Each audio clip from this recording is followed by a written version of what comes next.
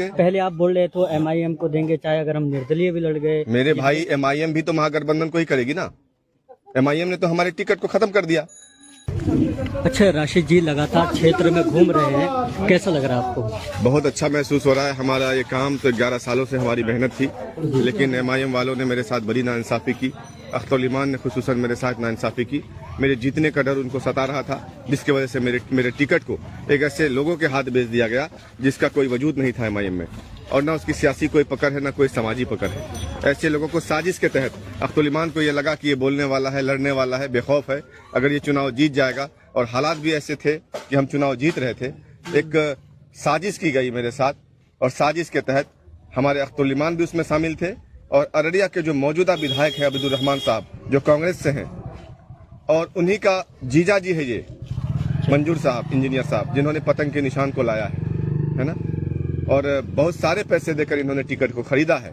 अख्तर ईमान ने मेरे सपनों का सौदा नहीं किया, बल्कि पूरे अररिया विधानसभा के अवाम के सपनों का सौदा किया है। अररिया विधानसभा के लोगों के आंखों में जो आंसू है और जो आह निकली है दिल से, ये आह अख्तर ईमान को बर्बाद कर देगी इंशाल्लाह। और मेरी मेहनत बढ़ गई है। मैं राशिद अनवर उसी जगह पर हूँ, बस मेरे निशान बदल गए हैं। अल्लाह का करम है कि मैं आज 5 दिनों से क्षेत्र में घूम रहा हूँ। जितनी भीड़, जितनी दुआएं, जितना साथ लोगों का मुझे मिल रहा है, उतना किसी और उम्मीदवार को नहीं मिल रहा है। ये यकीन है कि इंशाअल्लाह ताला हम चुनाव जीतेंगे। अररिया की अवाम हमारे साथ है। ये लड़ाई अमीर और गरीब की लड़ाई है, ये लड़ाई जालिम और मजलूम की लड़ाई है। हमने 11 साल से एक एक इंसान के लिए, एक एक फर्द के लिए, जिन लोगों ने मुझे कहा, जिन लोगों ने मुझे जरूरत पर बुलाया, मैंने रात के अंधेरे को नहीं देखा, मैंने सुबह की तारीखी को नहीं देखी। हम फौरन से वहां पहुंचे और पहुंचकर उनकी मदद किए। मैंने राशिद अनवर ने किसी को एक वक्त का खाना नहीं खिलाया। राशिद अनवर लोगों के दिलों में एक जगह बनाया है। ये मोहब्बत जो अररिया के लोगों के दिलों में राशिद अनवर ने पैदा किया है, ये मोहब्बत इंशाअल्लाह ताला मैं मरते दम तक बरकरार रखने की कोशिश करूंगा। जीतने के बाद सबसे पहले क्या काम? जिंदाबाद। अगर आप विजेता होते हैं, लोग आपके ऊपर भरोसा जतलाकर आपको जिताते हैं, सबसे पहला क्या काम करने वाले? सर, इसी साजिश के तो हम शिकार हो गए। मेरे काम को, मेरे खिदमत को, मेरे इखलाक को लोगों ने देखा। नेताओं को ये चीज हजम नहीं हो रही थी कि राशिद अनवर अगर इलेक्शन जीत जा रहा है तो हम लोग ताहयात उसको कुर्सी से नहीं उतार पाएंगे। उसका साफ वजह यह है कि मैं गरीबों का हमदर्द हूँ, मैं मजलूमों का साथ देता हूँ, जालिमों का साथ नहीं देता। मेरे इलाके में, मेरे क्षेत्र में, मेरी निगाहों में, मेरी नजरों में कहीं पर भी कोई जुल्म अगर हो रहा होता है तो उसके खिलाफ राशिद अनवर की आवाज सबसे पहले उठती है। कोई बेबस है, कोई मजबूर है, उसकी मदद राशिद अनवर सबसे पहले करता है। यही 11 साल की खिदमत तो है जो आज लोगों के आंखों में आंसू है। मेरे जीतने के बाद मैं 3 काम अव्वलन करूंगा। सबसे पहला, स्वास्थ्य की सुविधाएं बेहतर करवाऊंगा।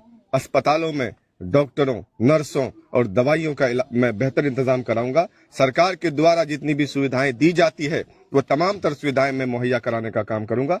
क्योंकि जितने भी लोग हैं, अमीर लोग तो अपने इलाज प्राइवेटों में करा लेते हैं, लेकिन ये बेचारे गरीब लोग जो दवा ना मिलने की वजह से, सही वक्त पर इलाज ना होने की वजह से इनके घर के लोगों की मौत हो जाती है, और ये बेचारे बेबसी और बेकसी के आंसू बहाते हैं। मैं जब MLA बनूंगा तो सारी दवाइयां और डॉक्टर वहां पर अवेलेबल करवाऊंगा। ये पहला काम है स्वास्थ्य के इसमें। दूसरा, भ्रष्टाचार मुक्त अररिया बनाऊंगा।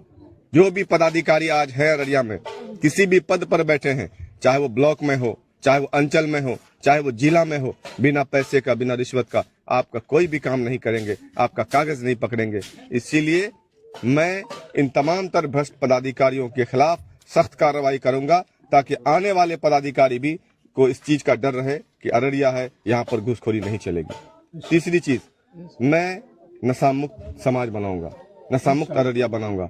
आज हमारे नौजवान नशे के आदी हो चुके हैं। 10 साल के बाद अगर यही हालत इन लोगों की रही तो यकीन मानिए कि हमारे नौजवान सड़कों पर नजर नहीं आएंगे, घरों में नजर नहीं आएंगे, बल्कि ये जेलों में नजर आएंगे, अस्पतालों में नजर आएंगे, यानी तो कब्रिस्तानों में या पागल खानों में नजर आएंगे। इस नौजवान की को सुधारने की जिम्मेदारी, अहम जिम्मेदारी जो पुलिस प्रशासन की है, हमारी है, गांव समाज के बड़े जिम्मेदारों की है। लेकिन आज सब आराम से सोया हुआ है, किसी को जरूरत नहीं है कि उसके खिलाफ बोले। पुलिस को क्या है, उनको तो पैसे मिलते हैं, नशा बेचने वाला उनको कमीशन पहुंचाता है और वो उनके इससे नशे का पूरा खेप चलता है। कभी कभार 1-2 पकड़ लिया दिखाने के लिए मीडिया में और दिख जाता है। लेकिन मैं पूर्ण रूप से ये वादा करता हूं कि अररिया विधानसभा में मेरी मौजूदगी में एक भी नशा कारोबारी बाहर नहीं टहलेगा, बल्कि जेल की दीवारों के पीछे में भेजने का काम करूंगा। अच्छा, आखिरी संदेश अररिया विधानसभा की जनता को क्या? अररिया विधानसभा के लोगों से बस मैं यही कहूंगा कि आपका भाई, आपका बेटा राशिद अनवर गरीबों मजलूमों की हमेशा से बेबाकी से आवाज बुलंद किया है। आज मेरे साथ जो नाइंसाफी हुई है, जो मेरी हक तलफी हुई है, उस हक तलफी के खिलाफ राशिद अनवर को अकेले नहीं बल्कि आप तमाम लोगों को लड़ना है। इस बार जो आप वोट करेंगे, मजबूरी के नाम पर वोट नहीं करेंगे बल्कि मजबूती के नाम पर वोट करेंगे। पार्टी को देखकर वोट करेंगे तो आप हमेशा मजबूर रहेंगे। आप उम्मीदवार को देखकर वोट करेंगे, वो उम्मीदवार जो आपके हक और हुकूक की इंसाफ की लड़ाई को लड़ता हो, उस उम्मीदवार को वोट करिए। आप पूर्णिया के पप्पू यादव के इतिहास को अररिया में दोहराइए। पूर्णिया में पप्पू यादव के साथ जब पार्टी ने नाइंसाफी की थी, उनको टिकट नहीं दिया था, लेकिन अवाम ने उनको मोहब्बत दिया, अवाम ने उनका साथ दिया। पूरे हिंदुस्तान के दोनों दल के बड़े बड़े नेता आकर अवाम को गुमराह करने की कोशिश की, लेकिन अवाम गुमराह नहीं हुआ बल्कि अपने वादों और इरादों पर अटा रहा। और आज उसका नतीजा है कि पूर्णिया के अवाम को इस चीज का अफसोस नहीं है कि हमने गलत नेता को चुना, बल्कि उनको फख्र है कि हमने एक ऐसे नेता को चुना जो नेता आज जीत कर हमारे लिए बोलता हो और लड़ता हो। मैं जब जीतूंगा तो मैं महागठबंधन को समर्थन करूंगा, लेकिन वादों के साथ समर्थन करूंगा। जिस चीज की कमी अररिया में है, उस चीज की कमी को दूर करने के लिए, क्योंकि मैं तो उसका कोई खरीदा हुआ गुलाम नहीं रहूंगा कि वो जो बोलेगा मैं खामोशी से सुनूंगा। नहीं, वो जो बोलेगा उसके खिलाफ मैं लड़ूंगा। मैं अपने हक और इंसाफ के लिए लड़ता रहूंगा और अररिया विधानसभा को एक बेहतर अररिया बनाने का पूरा प्रयास करूंगा। अच्छा, अभी आप कह रहे हैं कि जीतने के बाद महागठबंधन को आप समर्थन देंगे? बिल्कुल करेंगे। पहले आप बोल रहे तो MIM को देंगे, चाहे अगर हम निर्दलीय भी लड़ गए। मेरे भाई, MIM भी तो महागठबंधन को ही करेगी ना। MIM ने तो हमारे टिकट को खत्म कर दिया, इसी वजह से हमारी सियासी कत्ल हो गई। तो MIM को हम सपोर्ट देके क्या करेंगे? हम महागठबंधन को सपोर्ट करेंगे। MIM के अगर लोग जीतते हैं तो अच्छी बात है, वो भी महागठबंधन में जाएंगे और हम भी महागठबंधन जाएंगे। हमारा तो मकसद है भाजपा को रोकना, हम भाजपा को रोकने का काम करेंगे। अच्छा, मुस्लिम उप मुख्यमंत्री पे क्या कहना चाहते हैं? देखिए, 18% की आबादी है मुसलमानों की, उप मुख्यमंत्री तो मुसलमान को होना चाहिए। लेकिन आज हमारे नौजवानों और बुजुर्गों में सियासी बेदारी अब तक पैदा नहीं हुई है। हम सिर्फ वोट देते हैं, बहकावे में आ जाते हैं, हम सरकार बनाने का ठेका ले लेते हैं, अपने लोगों को, अपने नेता को नहीं पहचान पाते हैं, जिसका नतीजा आज ये है कि 18% होने के बावजूद भी हम सिर्फ वोट ही गिराते हैं। सरकार में हमारी कोई हिस्सेदारी नहीं रहती है। अब 2.5% 3% की आबादी मल्लाहों की है। देखिए, उनको मुख्यमंत्री का दर्जा मिल रहा है, उनका सरकार अगर आएगा तो उनको उप मुख्यमंत्री बनाया जाएगा, लेकिन मुसलमान कहीं कुछ नहीं है।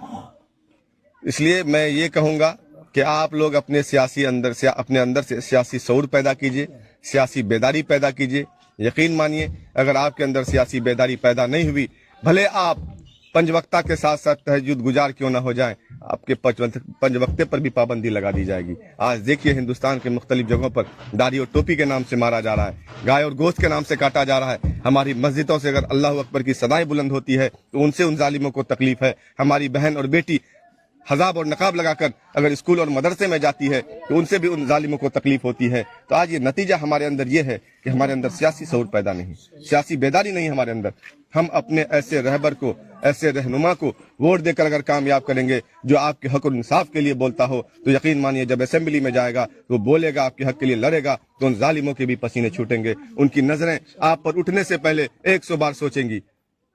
जैसा कि इन तमाम मुद्दों के साथ राशिद अनवर साहब मैदान में उतरे हुए हैं और लगातार क्षेत्र का दौरा कर रहे हैं। तो चलिए मिलते हैं आपको अगले न्यूज।